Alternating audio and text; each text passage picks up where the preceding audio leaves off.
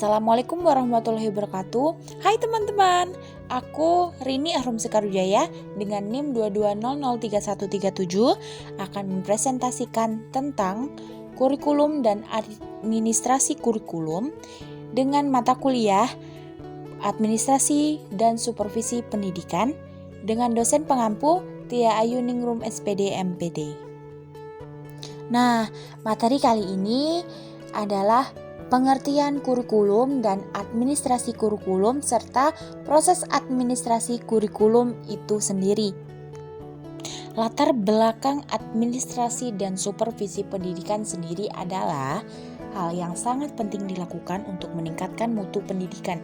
Rendahnya mutu pendidikan di Indonesia berkaitan erat dengan keprofesionalan guru dalam mengajar serta keahlian dalam menghadapi permasalahan-permasalahan yang ada di dunia pendidikan. Berdasarkan hal tersebut, dalam proses administrasi pendidikan, keberadaan manusia sangatlah penting. Untuk itu, dibutuhkan adanya supervisi sebagai pendekatan dalam melaksanakan administrasi pendidikan.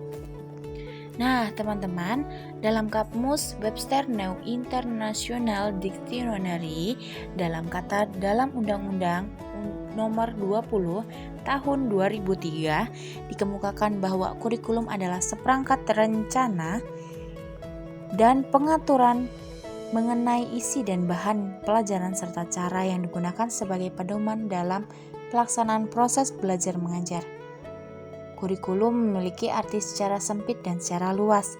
Kurikulum dalam artian sempit diartikan sebagai sejumlah mata pelajaran yang harus diikuti atau diambil siswa untuk dapat menamatkan pendidikannya pada lembaga tertentu. Materi kita selanjutnya yaitu proses administrasi kurikulum.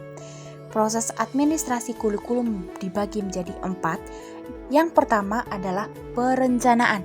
Perencanaan ini dibagi menjadi 2 yaitu identifikasi masalah dan menentukan tujuan.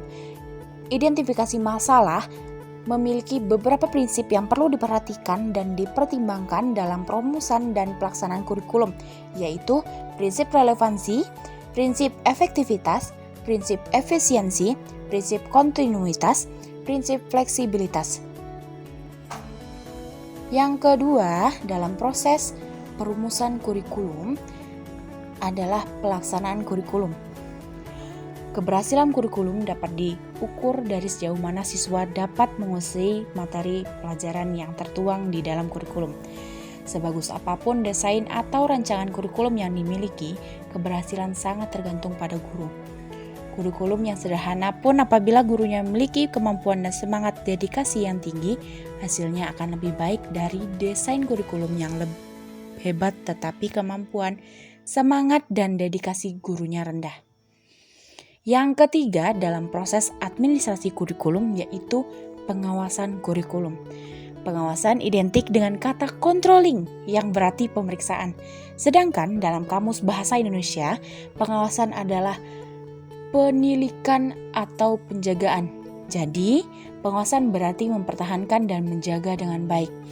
Pengawasan adalah fungsi administrasi bagi setiap administrator untuk memastikan bahwa apa yang dikerjakan sesuai dengan yang dikehendaki.